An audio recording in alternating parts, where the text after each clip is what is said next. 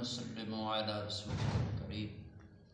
أما بعد فأعوذ بالله من الشيطان الرجيم بسم الله الرحمن الرحيم. سامعین، گزشتہ تقریباً ایک ہفتے سے صبر کے متعلق گفتگو جاری ہے. دوسری گفتگو کو آگے بڑھاتی ہیں.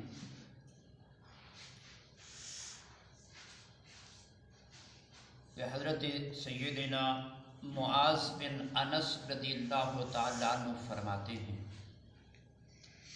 کہ حضور رحمت دو عالم صلی اللہ تعالیٰ علیہ وسلم نے ارشاد فرمایا کہ جس شخص نے اپنا غصہ پی لیا، یعنی اپنے غصے پہ کنٹرول کر لیا یا اپنے غصے کو برداشت کر لیا، باوجود اس کے کہ وہ اپنا غصہ نکالنے پہ قادر بھی تھا، طاقت بھی تھی، غلبہ بھی تھا، جس پہ غصہ آیا وہ اس سے اس کا بدلہ بھی لے سکتا تھا، لیکن اس کے باوجود اس بندے نے اپنے آپ کے کنٹرول کرتے ہوئے درگزر کا معاملہ اختیار کیا، تو نبی کریم علیہ الصلوۃ والسلام نے ارشاد فرمایا کہ کل قیامت کے دن پروردگار تمام لوگوں کے سامنے اس بندے کو بلائے گا، بلا کر اس بندے سے ارشاد فرمائے گا کہ حور عین میں سے جو تجھے پسند ہے اس کو پسند کر لو. یعنی کہ اتنا بڑا انعام پروردگار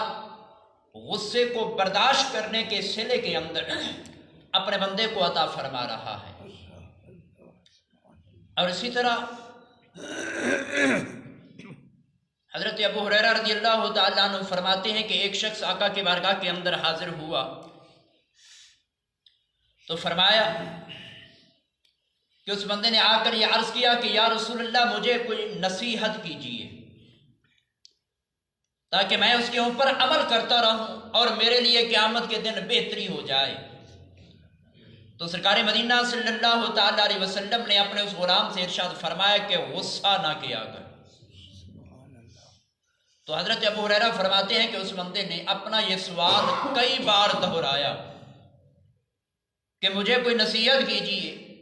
یعنی کہ اس کے دل کے اندر بات یہ تھی کہ آقا علیہ الصلوۃ والسلام کوئی عمل مجھے بتائیں گے جس کو میں کروں گا تو میرے لیے بہتری ہو جائے گی. لیکن نبی کریم علیہ الصلوۃ والسلام نے اپنے اس غلام کو ہر مرتبہ یہی فرمایا کہ غصہ نہ کیا کر، کیونکہ غصے کی وجہ سے ہم بہت ساری شرعی حدود کو بھی کراس کر جاتے ہیں.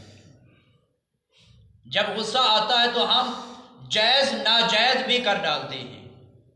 تو اسی لیے یہ فرمایا گیا کہ اپنے آپ کے اوپر خاص طور پہ غصے کے وقت کنٹرول کیا کرو. تو ایک اور حدیث حضرت ابو ہریرہ رضی اللہ تعالیٰ عنہ فرماتی ہیں کہ رحمت دو عالم صلی اللہ تعالیٰ علیہ وسلم نے ارشاد فرمایا کہ طاقتور وہ نہیں کہ جو کسی کو بچھا ڈالے، زیر کر ڈالے، اس کے اوپر غلبہ کر لے. تو صحابہ کرام نے عرض کیا کہ یا رسول اللہ پھر کون طاقتور ہے؟ تو نبی کریم علیہ الصلوۃ والسلام نے ارشاد فرمایا کہ جو غصے کے وقت اپنے آپ کے اوپر قابو رکھتا ہے، کنٹرول رکھتا ہے، تو فرمایا کہ سب سے بڑا طاقتور وہی ہے. تو ایک اور حدیث کے اندر حضرت ابو ہریرہ رضی اللہ تعالیٰ عنہ فرماتی ہیں آقا علیہ الصلوۃ والسلام نے ارشاد فرمایا کہ مومن مرد اور مومن عورتیں ان دونوں پر ان کی اپنی جان کی وجہ سے یا ان کے مال کی وجہ سے یا ان کی اولاد کی وجہ سے تو فرمایا کہ مصیبتیں نازل ہوتی رہتی ہیں. تو نبی کریم علیہ الصلوۃ والسلام نے فرمایا کہ یہاں تک کہ جب وہ اللہ کے حضور پیش ہوگا، اگر وہ ان مصیبتوں کے اوپر صبر کرتا ہے، اپنا معاملہ رب کی ذات پہ چھوڑ دیتا ہے، تو فرمایا کہ اللہ رب العالمین اس کو اس حال کے اندر قیامت کے دن اٹھائے گا کہ اس کے نامہ اعمال میں سے گناہ سارے کے سارے ختم ہو چکے ہوں. لیکن صبر کا معاملہ کرے گا تو تب، جب صبر نہیں کرے گا، واویلا کرے گا، غصے کا اظہار کرے گا، لڑائی جھگڑا کرے گا، تو پھر اس کے گناہ جو ہیں وہ نہیں مٹائے جائیں گے. تو حضرت عبداللہ ابن مسعود رضی اللہ تعالیٰ عنہ فرماتے ہیں، سرکار مدینہ صلی اللہ تعالیٰ علیہ وسلم نے ارشاد فرمایا کہ میرے اس دنیا سے چلے جانے کے بعد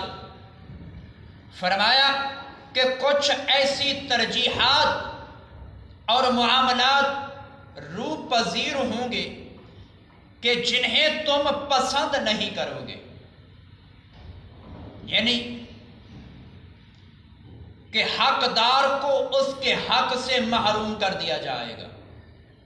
جس کا حق نہیں ہوگا وہ دوسرے کے حق کے اوپر قبضہ کرے گا. یا اس کے علاوہ اور بھی کئی ترجیحات ہوں گی کہ جو روح پذیر ہوں گی لیکن لوگ اس کو پسند نہیں کریں گے. تو نبی کریم علیہ السلام نے ارشاد فرمایا جب یہ معاملات روح پذیر ہوں گے تو صحابہ نے عرض کیا کہ یا رسول اللہ،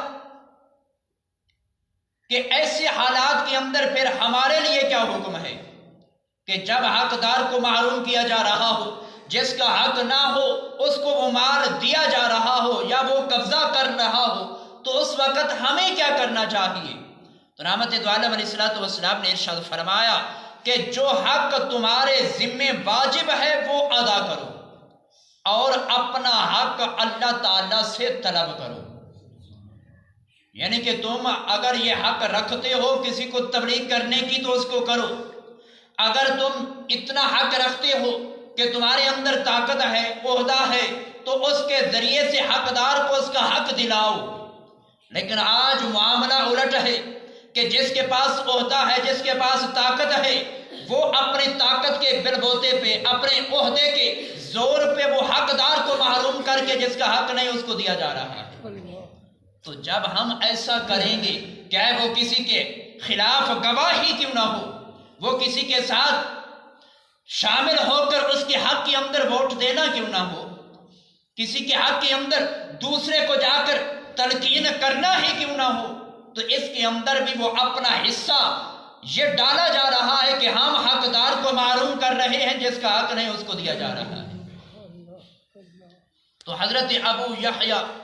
اسید بن حضیر رضی اللہ تعالیٰ عنہ فرماتے ہیں کہ ایک شخص نے آقا کی بارگاہ کے اندر آ کر عرض کیا کہ یا رسول اللہ، جس طرح آپ نے کچھ لوگوں کو عامل بنایا، مثلا زکوٰۃ اکٹھی کرنے کا آپ نے کسی کو منصب سونپ دیا، یا صدقہ خیرات اکٹھا کرنے کا، یا اس کے اوپر کئیوں کو آپ نے نگران بنا دیا کہ اس کی حفاظت کرنی ہے، کسی کو آپ نے یہ منصب دے دیا کہ اس نے جو غریب آئے اس کو وہاں سے حصہ دینا ہے. تو اس شخص نے عرض کیا کہ یا رسول اللہ، تو آپ مجھے بھی کسی نہ کسی معاملے کے اندر عامل بنا دو تاکہ میں بھی دین کے اس کام کے اندر اپنا حصہ ڈالوں یا عمل کروں. تو حضرت ابو یحییٰ اسید بن حضیر رضی اللہ تعالیٰ عنہ فرماتے ہیں کہ جب اس غلام نے عرض کیا تو حضور رحمت دو عالم صلی اللہ تعالیٰ علیہ وسلم نے ارشاد فرمایا کہ تم میرے بعد اس دنیا سے چلے جانے کے بعد بظاہر یہ معاملات دیکھو گے کہ کچھ ایسے کام روح پذیر ہوں گے کہ جن کو تم پسند نہیں کرو گے. یعنی کہ حقدار کو محروم کیا جائے گا، جس کا حق نہیں ہوگا اس کو دیا جائے گا. یعنی کہ واضح طور پہ آقا علیہ الصلوۃ والسلام نے یہ باتیں فرمائیں. لیکن آج انہی باتوں کا دور دورہ ہے. خاص طور پہ دیکھ لو کہ وراثت کے معاملے کے اندر ہم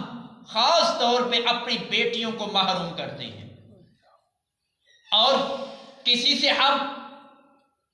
بیٹا مانگ کر لاتے ہیں کہ ہمارے ہاں بیٹا نہیں، اپنا بیٹا مجھے دے دو، تو اس کو ہم حقدار بنا دیتے ہیں.